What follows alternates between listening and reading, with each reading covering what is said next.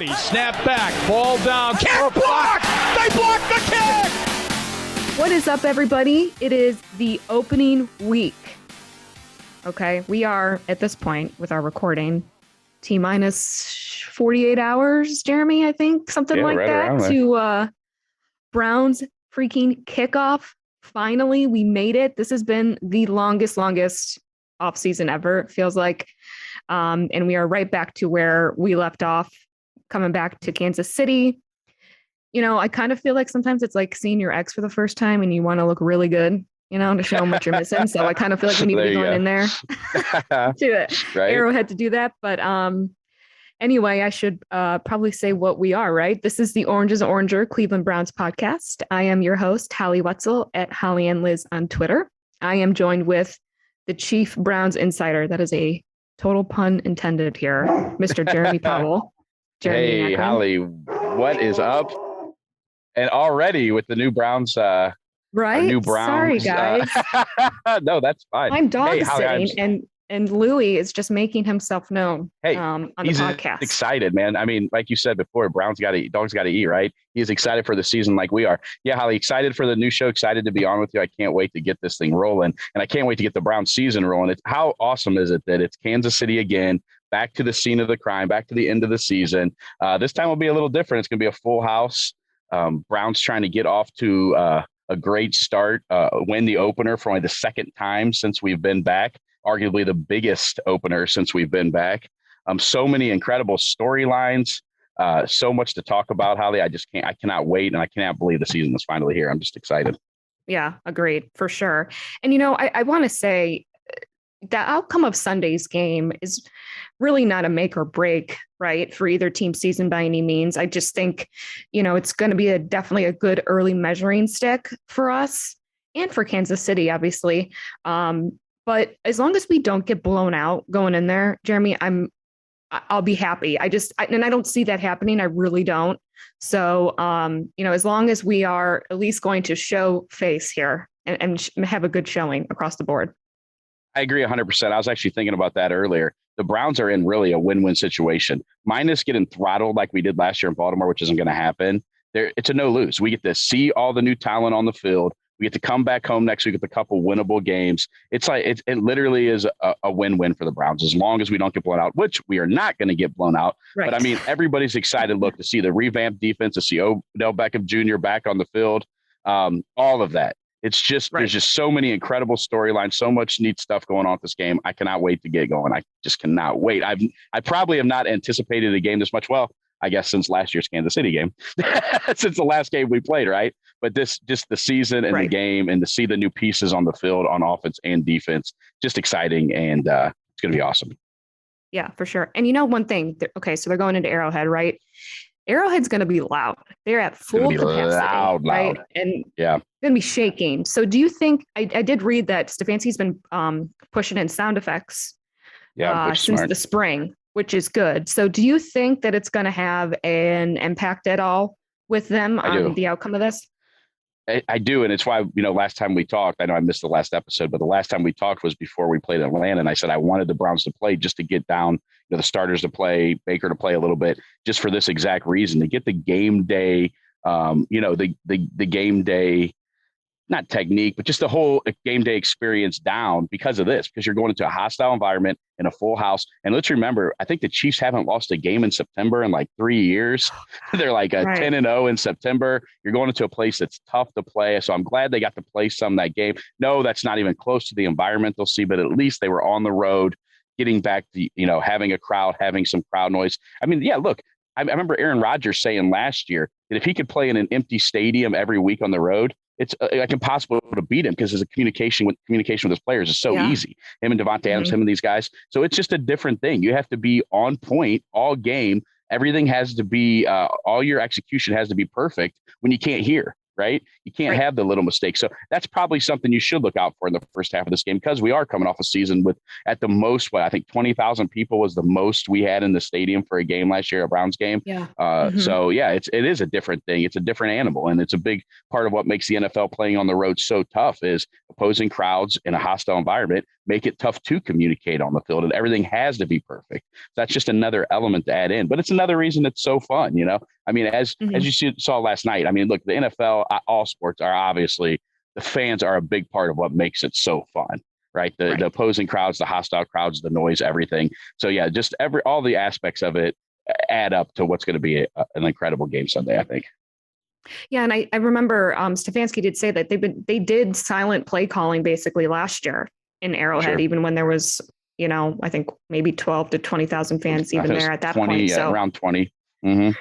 So they're used to that, and that's what they're going to be doing. So I'm confident in that front. It is going to be quite the, maybe a little bit more of a shell shock when they get there. But I think it's pretty awesome that we're playing them week one. I was like, awesome. Very nervous, but I'm like, no way. Like we're going back in there. We got something to prove a little bit. So yeah, so I'm excited. And speaking of, this year versus last year, where do you think, Jeremy, has been the biggest difference from last year's game to this year's with this roster? We have a whole new defense. We have some serious speed to match up with the likes of Tyreek Hill and McCole Hardman, especially with getting Anthony Schwartz this past year. And then, of course, OBJ. I think people really underestimate how fast he is. So for you, what's going to be some of the biggest differences from last year to this year? I think it's just the secondary. Look, we were beat up. We didn't have a good pass rusher opposite Miles like we do. If Jadeveon plays, looks like he will. He said he had a non-COVID illness. Looks like he is going to play. Mm-hmm. And then just the secondary, the Troy Hills, just Greg Newsome, John Johnson III, Troy Hill, just the revamped secondary. Look, last year our secondary was a mess. We weren't that fast in the back end. Now we got a guy on the back end who's like having another coach on the field, and John Johnson III. We have Troy Hill, who's a ton of experience, maybe one of the best slots in the league. You add a Greg Newsome, you have a healthy Greedy Williams. It's a whole different team. Look, like I said, with Jadeveon Clowney coming off the edge, which obviously having two great edge rushers makes any cornerback look and play better. Nobody can guard everybody forever. So just the entire revamped secondary against, the fastest, probably the fastest group of receivers in the league. I think that's the biggest difference. Now having Odell Beckham Jr., the Browns really played so well down the stretch without anyone who could really take the lid off of defense. Yeah, Donovan Peoples-Jones occasionally, but Odell Beckham's a different animal when it comes to speed, quickness, the ability to spread the field. So I just think that added to an offense that was already clicking. I'm one who never thought that Odell Beckham Jr. was the problem. I don't think him going on the Cincinnati game, I think that was coincidence, and then it clicking for Baker.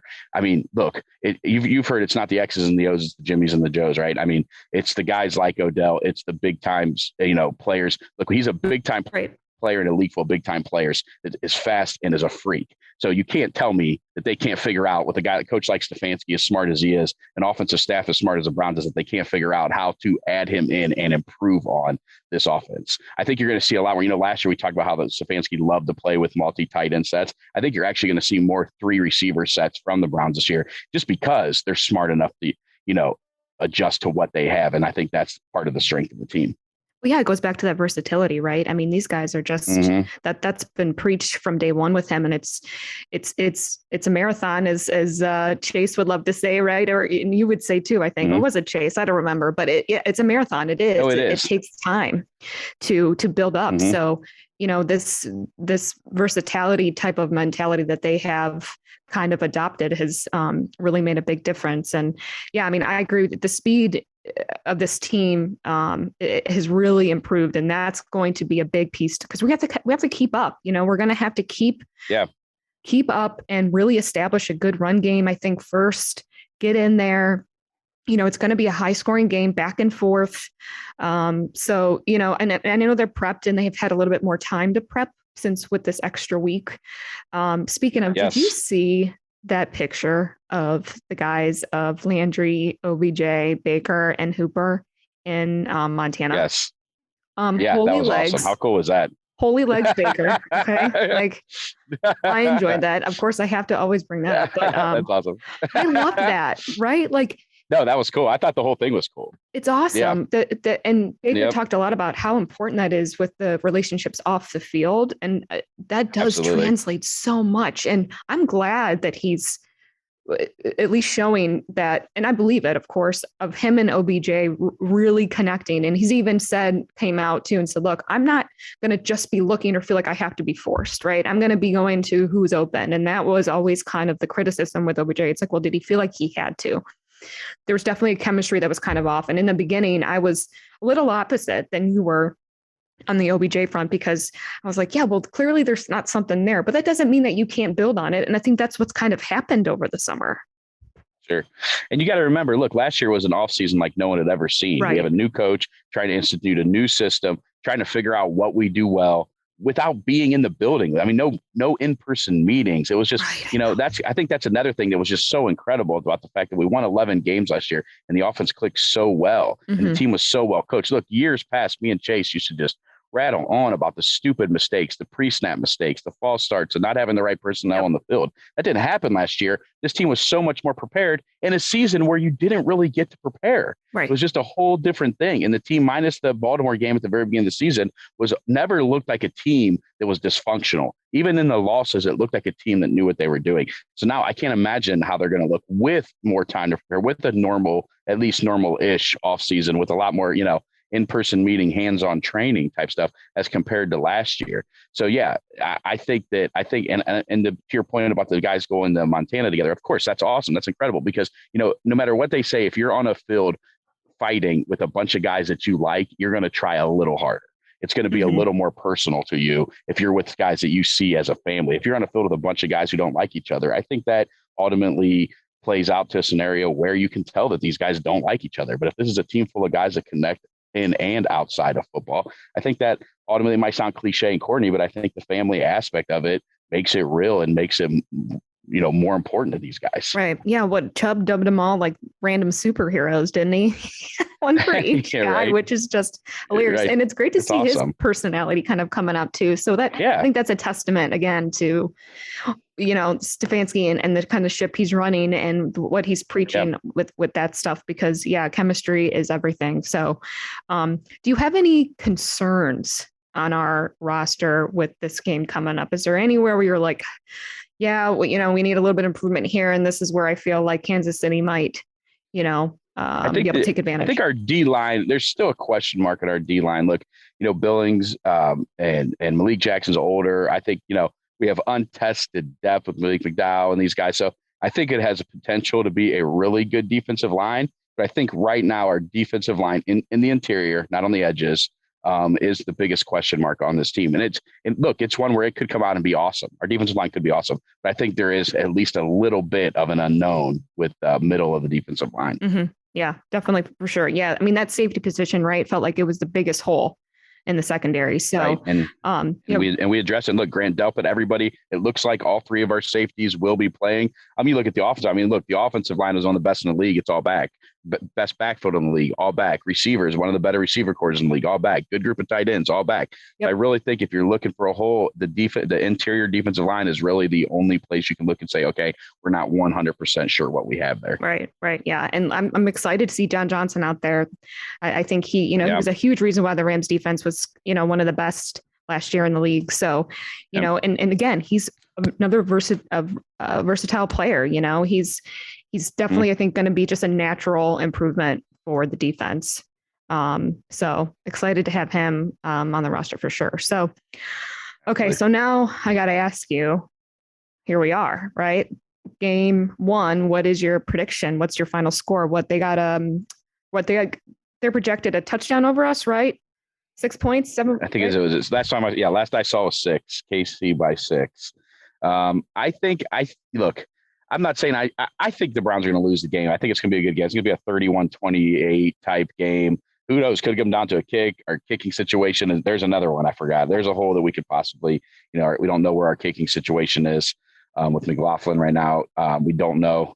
So that's another issue. But I think it's going to be a great game. I think it's going to be a high scoring game. I've heard some people say, hey, it'll probably come out and be a 14-17. No, it's going to be a high scoring game. I think the Browns offense is going to put on a little bit of a show. And I think the defense will be improved. But I buy into the Kansas City never loses in September, and you're playing in one of the toughest places in the league to play. Trust me, I would love to be wrong. I would love to be partying Sunday night, but I think the Kansas City Chiefs are going to win. But like we said, if the Browns just show out and show well, they're really in a no lose situation. You come back next week with the home opener against the Texans, and you have the Bears the week after that at home.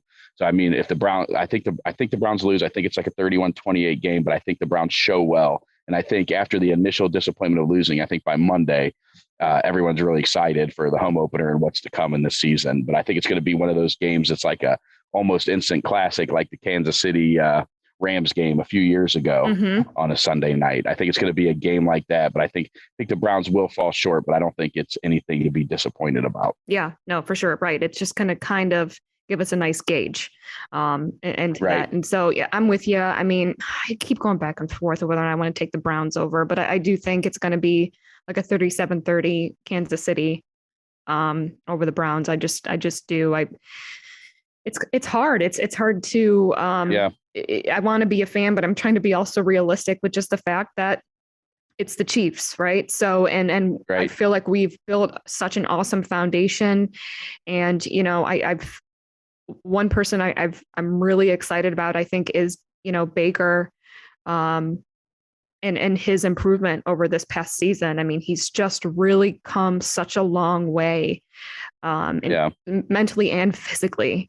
So I'm excited for him. I think this is going to really be a great breakout season for him, and this is what's going to seal his contract. That's where I'm at. For the Dennis Maniloff Show, I'll tap into my 40-plus years of following Cleveland sports and 30-plus years of writing and talking about them, so as to bring you informed opinions and analysis of your favorite players and teams. I also will monitor the national sports scene and, when warranted, step out of the toy department and into the real world. And I'll always be on the lookout for special guests. By all means, join us.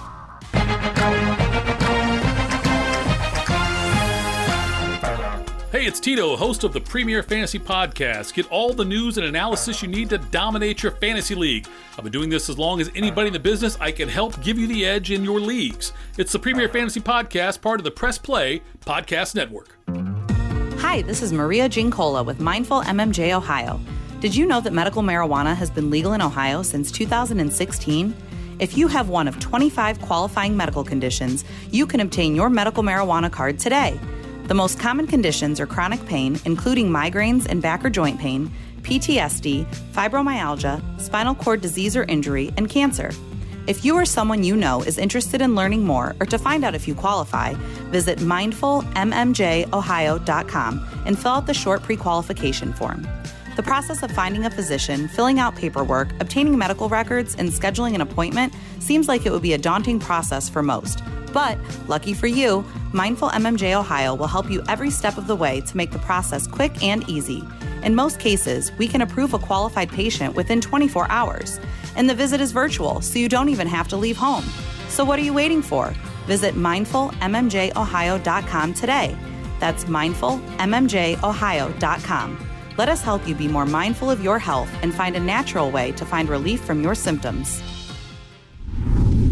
One thing, and another reason why I lean towards Kansas City is just, look, I'm a believer in playing the guys a little bit in the preseason. I think Patrick Mahomes threw 50 passes in the preseason. I mean, he played a lot in the preseason. They came out, they were ready to go. It's at home. It's a hostile crowd. They have played a lot more than we have played. You know what? I think we haven't Chubb hasn't had a carry yet. He hasn't been hit, hasn't been hit since last year in this game. Not saying that'll affect Chubb because he's the consummate pro and he'll be ready to go, but it's a different thing. You can't, it's tough to prepare and be ready to get hit like these guys get hit.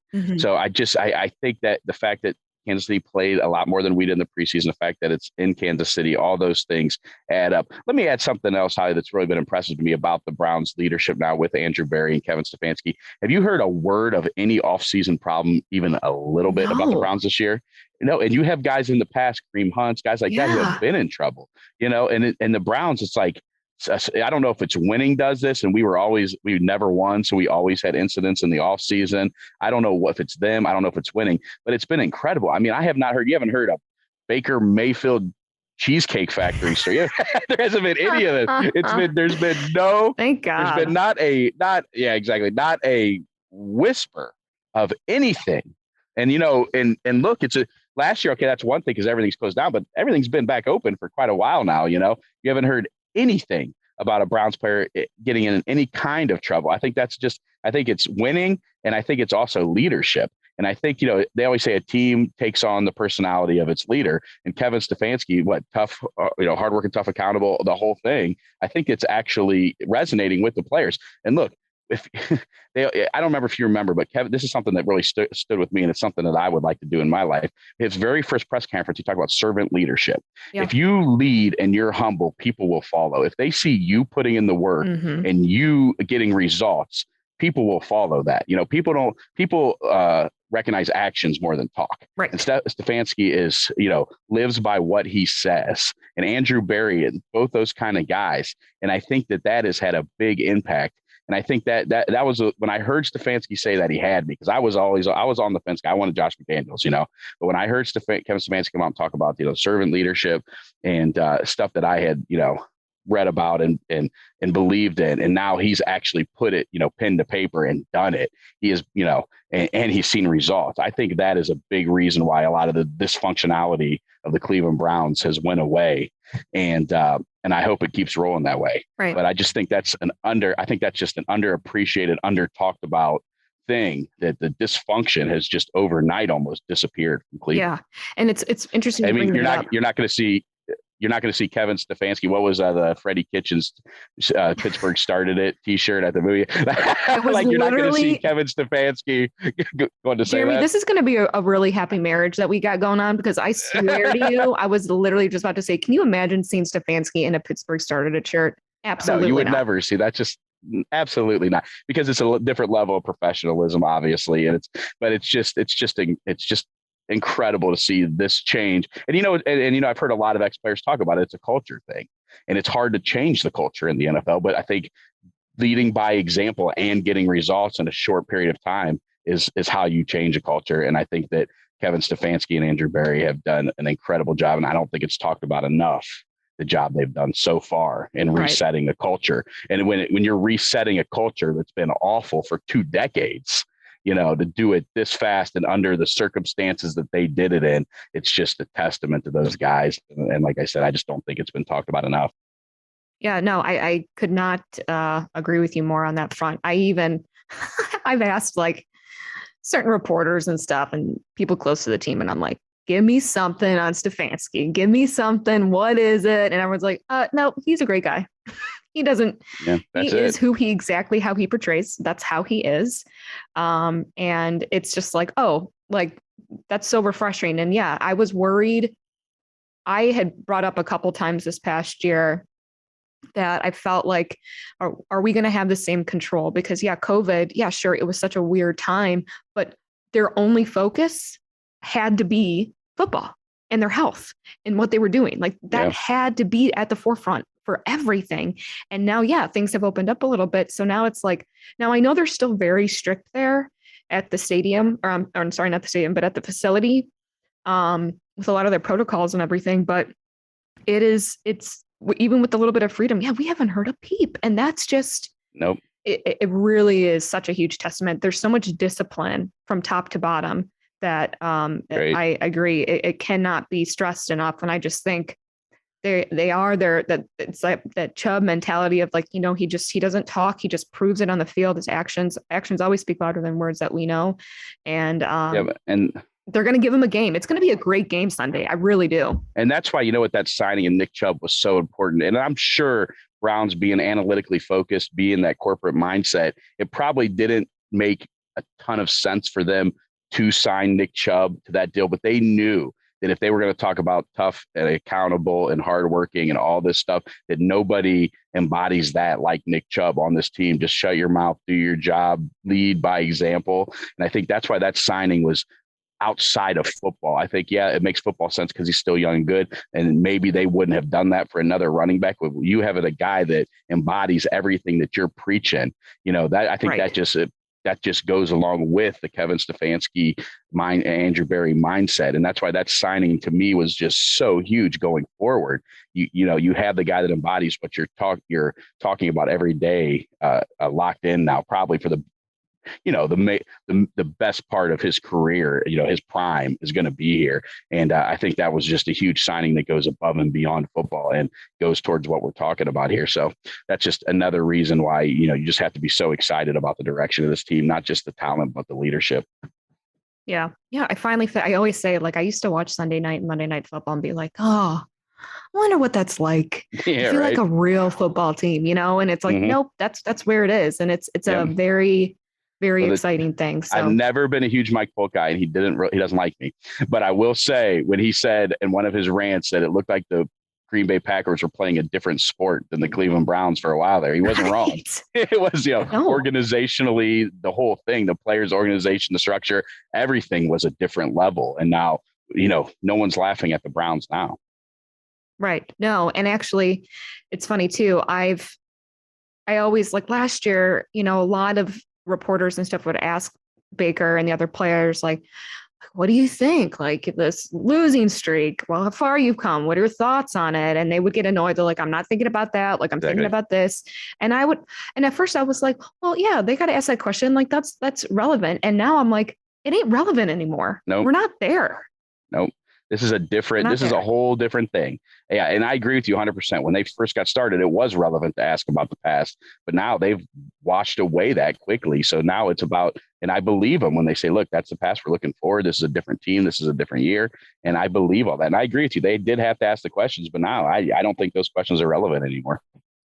Yeah. Yeah, for sure. I mean, look, I want to break this 17-year opener losing streak. That would be fantastic. I was at the last opener win against Baltimore, and it's been a long time coming. And I agree with you. I would love to see it happen this week. I don't think it will, but I won't be surprised if it does. That's where we're at. We're going into maybe the best team in the league, and I won't be one bit surprised if we come out of one of the toughest places to play in the league with the hostile environment with a win.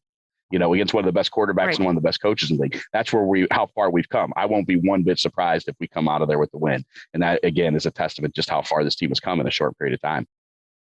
Right. Yep. No. And I think that pretty much sums it up. It's going to be a great matchup. Like I said, high scoring. I think it's going to be close.